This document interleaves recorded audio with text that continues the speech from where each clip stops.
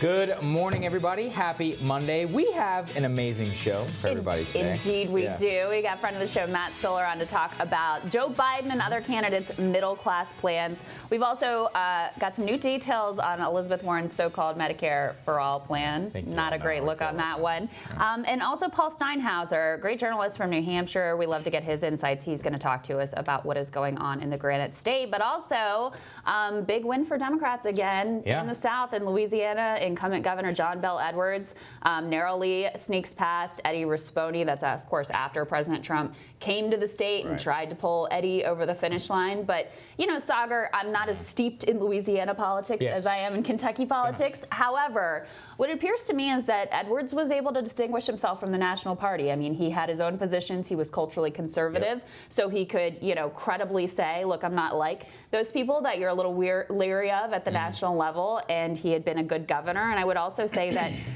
he was an integral part of Medicaid expansion there. So people's health care was on the line, which really matters. Just about to say, I don't know how many times I have to say that cultural right and economic left is like a 75% position in this country. And it turns out, if you're a pro-life Democrat in Louisiana, you expand Medicaid and you generally govern as, you know, a pretty pragmatic governor, you're going to win re-election, even when the president comes. And that was the thing. Eddie Rispone, if we in that clip that we showed on Friday, was calling him a tax and spend socialist Democrat. No, you called it. I don't know how many times that we have to replay the same loss over and over and over again. And people in the South are beginning to wake up. Andy Beshear, John Bel Edwards. Actually, these types of guys have always kind of existed below the radar. But by explicitly differentiating themselves with the cultural left that we see up here in D.C. and in New York, they're actually winning elections. Focusing on working class economic issues. It's not that hard. Yeah. At the same time, former President Obama made some comments. Let's take a listen to what he had to say to CNN. This is still a country that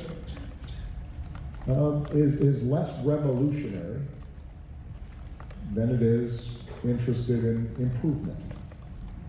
They like seeing things improved, but the average American doesn't think that we have to completely tear down the system and remake it. And I think it's important for us not to lose sight of that.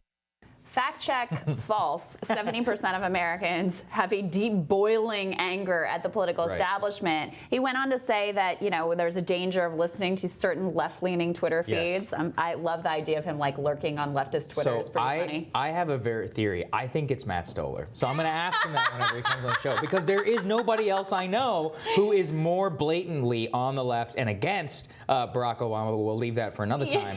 I mean, I do think that it just demonstrates how far out of step actually Obama himself is that a man who mobilized one of the biggest grassroots armies in the history of American politics actually is into how A, change gets done in this country, B, how you actually bring somebody together. I mean, Obama, more than anybody, embraced this cultural left, almost like weird economic neoliberal right, hollowed out the rest of the country, pushed the country way too far on many of these social issues, and basically, you know, brewed the cauldron for Donald Trump and for the populist moment that we have today. It also so fundamentally misunderstands why he got elected in the first place.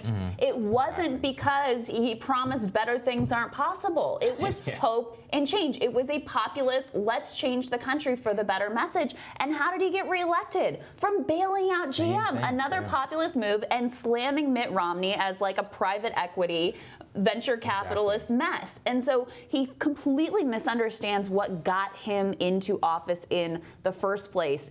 I mean, it's just really outrageous to imagine this guy whose whole thing was hope and change now saying like, well, hold on a second, let's not get ahead of ourselves. It's totally consistent with his governing, and once again, this is a person whose entire case for the presidency was, I was a community organizer. I called it out from the very beginning. I have been pushing change from the left and the outs. And now, after, you know, hanging out with Richard Branson and giving speeches to Wall Street and whoever the hell, inking $60 million book deals, signing a production company thing. With Netflix now, he's like, well, hold on a second, all right? Right. You know, and that's the thing is, really, Obama, that's the lesson that you learned from your 8 years in the Oval Office. That's very disconcerting, by the way, is that somebody who came into office as a massive change agent went into the Oval and through the economic, you know, throughout his entire presidency, basically accomplished nothing of true substance. The Affordable Care Act, okay, whatever. But in terms of the mandate, in terms of what he had, the supermajorities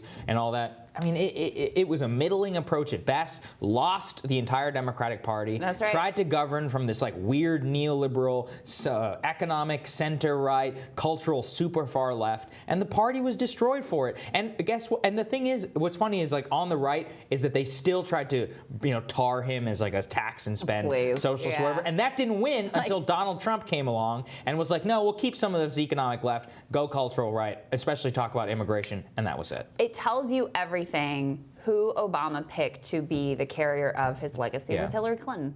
I mean, that's all you need to know. I mean, that was, he put his, much as he, you know, claims he put his thumb on the scales. She was the one.